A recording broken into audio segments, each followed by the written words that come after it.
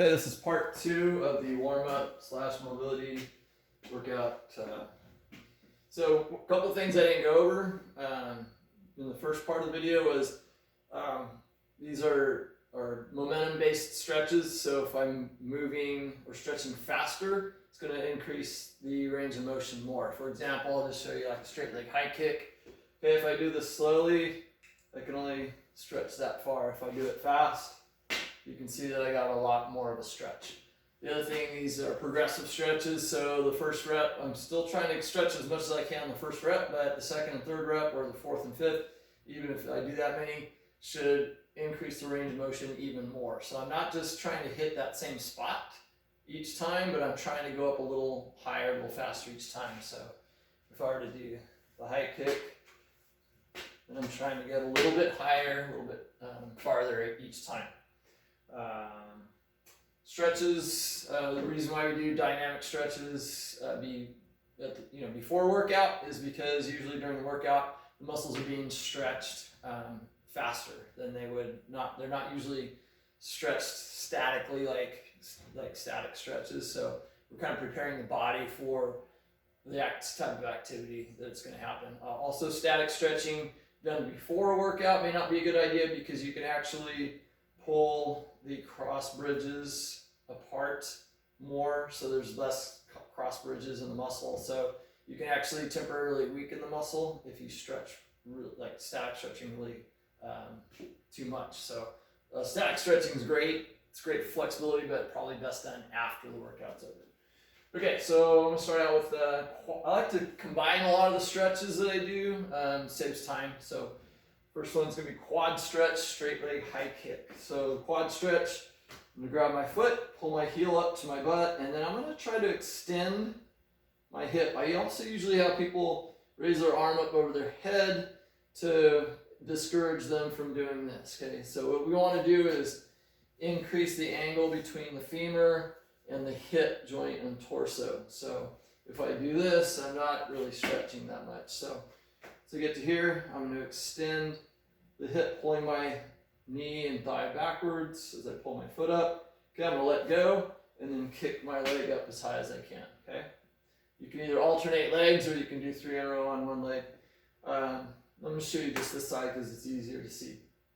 So I want to keep the leg that I'm standing on straight, and I want to keep this leg straight as well. So if I were to bend my knee, it might appear that I'm getting my leg up higher, but I'm not stretching my hamstring. As soon as you flex the knee, you're taking the tension out of the hamstring, and that stretch becomes ineffective.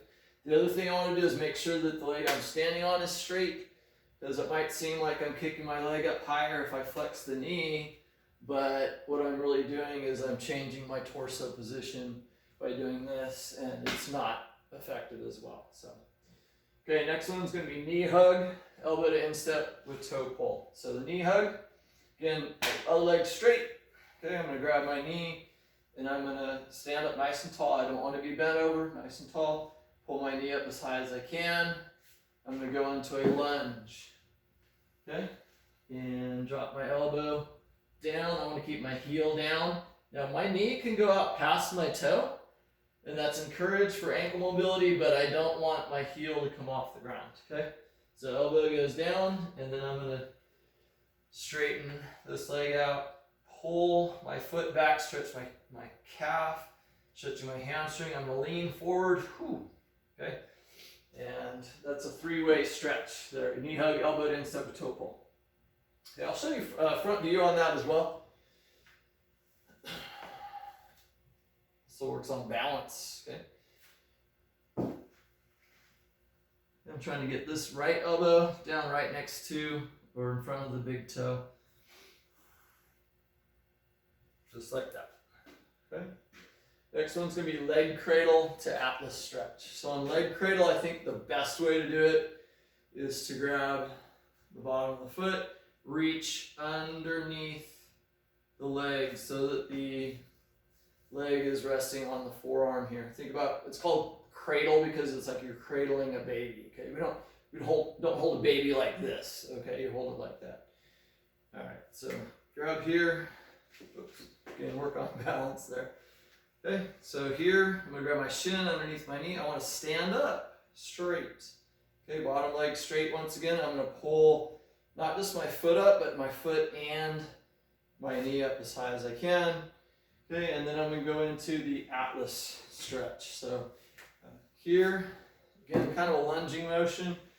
And I'm always gonna twist towards the front leg on this. My front arm is gonna go straight up, arms straight in all planes. This arm's gonna reach back, trying to reach back to my back ankle. There, okay? Leg cradle. Atlas stretch. Now if I stretch this way, I'm not getting nearly the same stretch. So I always do a cross body stretch on that. All right, next one. Gonna go into the quadruped series. I'm gonna do side view of the leg cradle, the Atlas stretch first. Okay. Sometimes it helps to see two views. Okay, again, I'm standing up straight, legs straight, pulling that leg up, going to that lunge. And then really reaching as high as I can with that front arm and reaching back as far as I can with the other. Okay, now I go into the quadruped series. Quadruped is just hands and knees. Okay, and the first one is going to be the wrist flexor stretch. It's probably better from this side view here. Okay, so I'm going to turn my hands backwards. Keep my palms flat. And my knees are going to be 6 inches or so behind my fingers. Elbows straight, and I'm just going to sit back.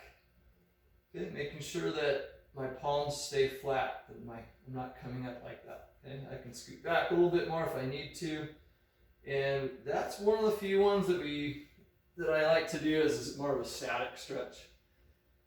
Okay, knee circles. A couple angles again.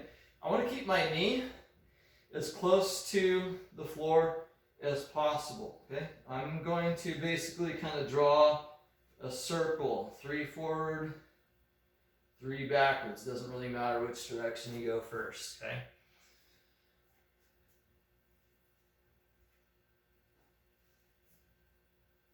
Just like that. Okay. I don't want to lift my leg up in the air because all I'm doing then is I'm rotating my spine and that pelvis is turning. Okay. So I want to keep my knee as close to the ground as possible on that.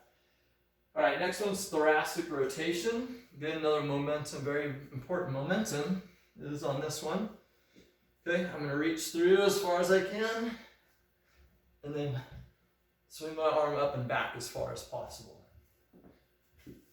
Okay, I like to do usually about 5 reps on that. Okay, straight leg reach lateral. I'm going to show a couple angles on that.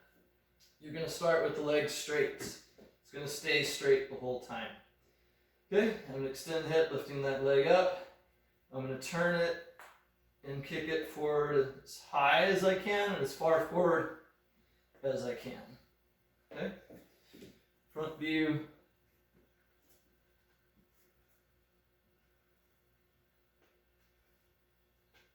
Okay, try not to bend the elbow too much. You can bend it a little bit, but try not to bend it too much. All right, and that's the end of part 2.